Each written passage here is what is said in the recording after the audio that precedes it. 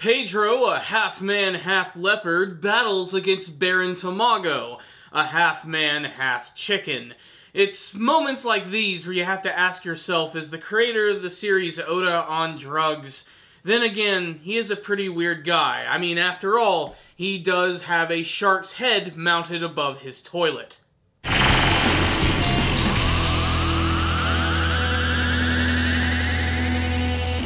Let's get one thing straight. This week's episode of One Piece was awesome. It was a lot of really great epic things going on at once, lots of really cool battles, and it was all done with lots of great animation. I had so many favorite moments from this episode, but I have to say without a doubt, my favorite thing about this episode has got to be Pedro versus Baron Tamago. That's right, Baron Tamago is back, despite the fact that he was cut in half by Pedro's sword. If you would have remembered, however, that weird eggy substance came out of his body, and this is actually tied to his devil fruit powers. He ate the egg fruit, which not only gives him the benefit of being able to be survived being cut in half, but he can actually evolve himself, forcibly so, making himself even more powerful, and every single time he evolves, he becomes more chicken-like. In fact, he goes through two different transformations in this episode. The third one, unfortunately, we don't get a good view at yet, but trust me, we will get there. But when he actually does transform, he no longer is Baron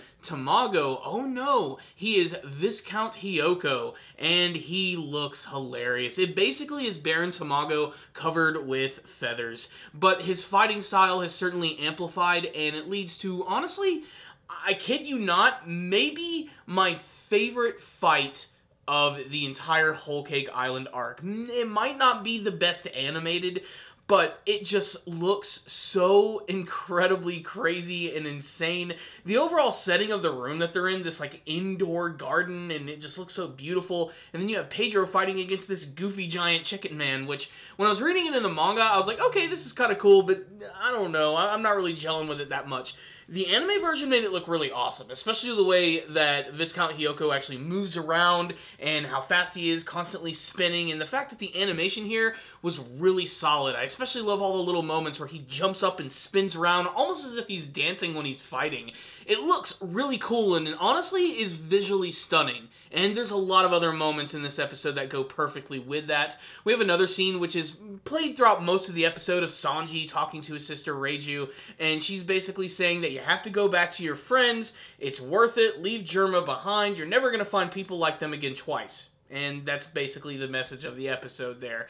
But then we have Luffy, who's still running around and fighting against soldiers, all done with decent animation as well. And he goes up against Cadenza, who is another one of the sons of Big Mom, and he's the one who's like twin brothers with those other two little guys, and probably also Opera too, because they're all like really big and bald and have these like boils on their head. And his battle with Luffy is surprisingly awesome, but Luffy does eventually overcome and defeats him just like Princess Leia defeats Jabba the Hutt by choking his big ass out. It's freaking awesome. I love it. And it just continues to get even better as he plows his way through the castle, finding new opponents to go up against. And then we have Brook versus Big Mom, which is more of just Big Mom completely laying the smacketh down on Brook the Soul King. It's almost depressing, but it's a great demonstration of how incredibly powerful Big Mom is, and the fact that she's not even trying at all. Like, Brook's sword can't even pierce her chest at all. Her skin is tough, and she's not using any hockey. Her normal skin can withstand actual blades and stuff, so that's pretty insane. But then she just bats him around like crazy, smacking him, and Prometheus and Zeus lay down the thunder and the fire and just completely destroy Brook during this scene. While Big Mom does soundly defeat Brook, it doesn't look like she's actually going to kill him. She sort of considers Brook like a pet, and that's because of how incredibly rare and ridiculous he is. I mean, he is an undead skeleton with an afro who is alive but dead but alive. It's very, very strange, and I do love while she's talking, she does mention a little bit about the fact that Roger, Goldie Roger, yes, that character, the catalyst of the frickin' One Piece anime series itself, apparently had some sort of special ability to hear all the things around him and understand the voices of things, which is why he was able to get these poneglyphs and make it to Raftel. I love whenever they insert like little moments in talking about Roger. It's always a really big deal, and I would love to see moments of Big Mom and and Roger. If only we could get some flashbacks like that. But the slow build-up to that is really freaking awesome. I'd also be remiss if I didn't mention a lot of the great stylistic choices they chose during this like big battle. I just thought it was really fantastic. Especially the scene where Brooke is eventually defeated by Big Mom when she punches him. You just see her slowly coming out of the shadows, just her eyes glowing. You can kind of see some of the outlines of her face, and then this just massive fist which just comes out of nowhere. It really just makes her seem so destructive and scary and powerful, and I love moments like that. Really, this was a great episode of One Piece. So, what's the rundown on this week's episode? I'm sure there's a lot of things that I'm probably missing from this one right here. Probably some of the slower moments, but honestly, this one right here was just solid. I just want more Baron Tamago and Pedro, too. Like, I didn't even talk about the conclusion of their battle, if you don't want to be spoiled by it, but here it is. What I love is that Pedro just... he's so hardcore. Like, he doesn't even, like, pull any punches. When he's about to be surrounded by these massive group of goons, he just pulls out, like, this huge, just giant layer of dynamite that's hanging out underneath his cloak, and he's just getting ready to blow up everyone with himself just right there, and boom, it happens. All these guys get taken out. You see Baron Tamago flying up in the sky, and they still sort of keep his brand new form in shadow. So it's just a really great conclusion to what's going to be going on with him, but it's still not quite the end of Baron Tamago, so make sure to stay tuned for that stuff. It's frigging awesome. I really love it.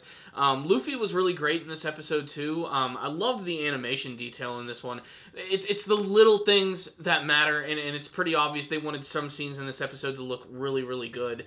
I wish every episode could be like this. There's a lot of speed and impact and oomph behind every single attack in this episode, which is sometimes missing in a lot of the other episodes. Like, you can always tell when, like, a weaker animation team works on an episode.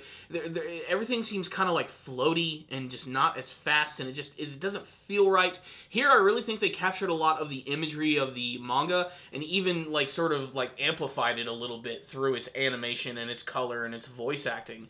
This, to me, was a great episode of One Piece, and the fact that there were so many different things going on also made it really great, too, because it moved at just, like, such a big breakneck pace. There were even smaller moments that I think that were really appreciated, like with Pudding finally appearing in the dungeon at the very end of the episode, or at least the vault where they keep everything, talking to Big Mom and seeing Brooke, and deciding if she should show her true personality or not.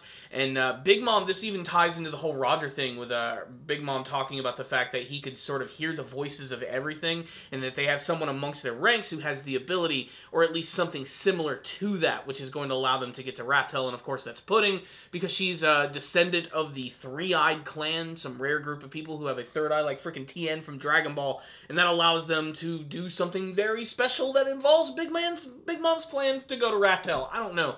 It's insane, but it's nice, foreshadowing. I also do like the fact that they show that the relationship between Big Mom and Pudding is not so lovey-lovey as you would expect, because if Pudding can't manage to use her third eye ability, Big Mom just considers her useless and frankly kind of a creepy-looking kid. And you can tell that certainly has some sort of negative effect on her, and she gets really emotional during that scene. It's really intense, and I always love those moments. Even though she has, like, sons and daughters, like, the interactions between them are not like you would expect. It almost seems like they're always sort of walking directly into something that could potentially get them killed, and that makes every single scene with Big Mom just so awesome, and you never know what's going to happen. It was great. And so was this week's episode, which was handled with care, great animation, great voice acting, and visually speaking, it just looked really freaking cool. I loved this one. It's a 5 out of 5 for me. Check it out, One Piece fans. If you guys did watch this week's episode of One Piece, I'd love to hear your thoughts about it in the comment section below. What you liked, what you didn't like, what about some big surprises in this episode? What did you think of the epic battles, and what do you hope to see in the next one? Please tell me all your thoughts there. Thank you again for watching. Subscribe to the channel for all the One Piece anime reviews and tons of other shows that I'm going to be looking at this anime season, as well as liking the video and sharing it with your friends. I'll see you guys next time. And as always, stay down there, baby.